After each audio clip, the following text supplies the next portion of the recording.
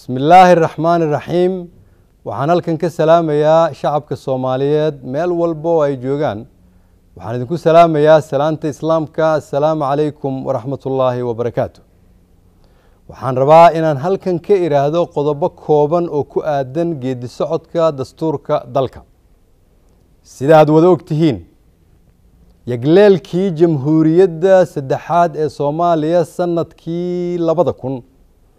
waxaa la kowsaday dadaalo lagu baadi goobayo dastuur ay heshiis ku tahay bulshadii Soomaaliyeed ee ku kala irdhowday burburkii dawladnimada iyo dagaaladii sokeeye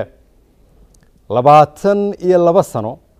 ayayna nagu qaadatay inaan ku heshiino dastuurka ku meel gaarka ah ee aan maanta haysano oo Agoosto 1 2012 ay cod aqlabiyad ah ku ansixiyeen 825 ergo wakiil ka ahaa dhammaan bulshada Soomaaliyeed dastuurkan oo ay dawladnimadeenu ku dhisan tahay waxa gundhig u ah mabaadii ay dadka Soomaaliyeed uga soo heshiiyeen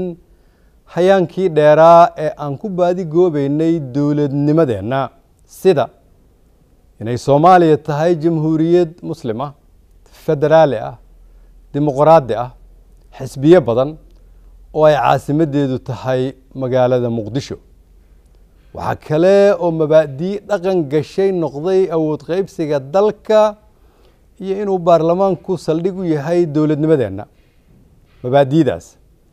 ay dadka Soomaaliyeed ka soo heshiiyeen oo gundhig u ah haykalka dawladnimadeena ma ahan go'aano si fudud loogu bedeli karo damac siyaasadeed iyo rabitaanka koox gaar ah ama ma ahan go'aano baarlamaanka labadiisa aqal ay ku filan yihiin ee waa go'aan u baahan in ummadda Soomaaliyeed oo dhami ay heshiis ku yihiin dastuurku waa heshiis ummadeed oo ka dhaxeeya dhammaan dadka Soomaaliyeed shacab iyo dawladba waxaana sharciyadiisa hirgelintiisa iyo kalsoonida lagu qababa go'aaminaya hanaanka loo marayo qabyatirkiisa dastuurkan ku meel gaarka ah wuxuu dhigayaa habraacyo qeexaya hanaanka loo marayo dib eegistiisa iyo dhamaystirkiisa in la bedelo 45 qodob iyo 97 faqradood la soo kordhiyo 19 qodob iyo 94 faqradood oo aan ku jirin dastuurkan ku meel gaarka ah la tiro 3 qodob iyo 26 faqradood oo horey ugu jirtay dastuurkan ku meel gaarka ah ma ahan dastuur la dhameystirayo ee waa dastuur cusub oo loo qorayo ummadda Soomaaliyeed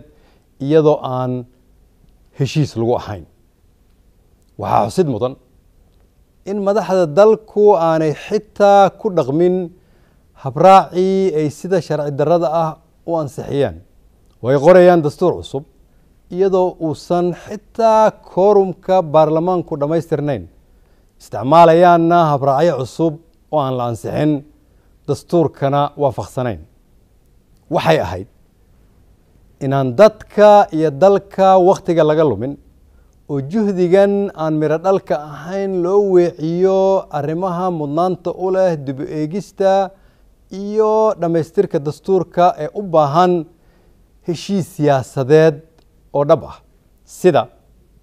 hanaanka federaalinta maaliyadda dalka wadaagga kheyraadka dabiiciga ah federaalinta garsoolka jinsiyadda Soomaaliga awood qaybsiga dawladda federaalka iyo dawlad goboleedyada u dhaxeeya maqaamka caasimadda iyo in la yagleelo golaha adeega garsoorka iyo maxkamadda dastuurka si ay dawladnimadeenu u saldhigato dawladnimada Soomaaliya waxaa maanta tabasho uga maqan Somaliland halkii ay shacabka Soomaaliyeed sugayeen in Somaliland laga qanciyo tabashooyinka ay qabaan si ay qayb uga noqdaan geedi socodka dawladnimadeena waxa ayaan darro ah inay madaxda dalku ay maanta kala dhantaalayaan Soomaalidii ku wada joogtay heshiiska siyaasadeed oo gaarayaan go'aano waaweyn oo taabanaya haykalka dawladnimada iyo arrimaha masiiriga ah ee dalka iyadoo dowlad goboleedka Puntland aanay qayb ka ahayn waa dhaqan abuuraya khilaaf kala shaki ah iyo hubanti la'aan siyaasadeed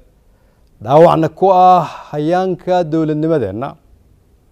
midnimada dadkeena iyo dalkeena iyo wadajirka ummadda Soomaaliyeed waxaan sidaa daraadeed madaxda qaranka gaar ahaan madaxweyne xasan sheekh ugu baaqaya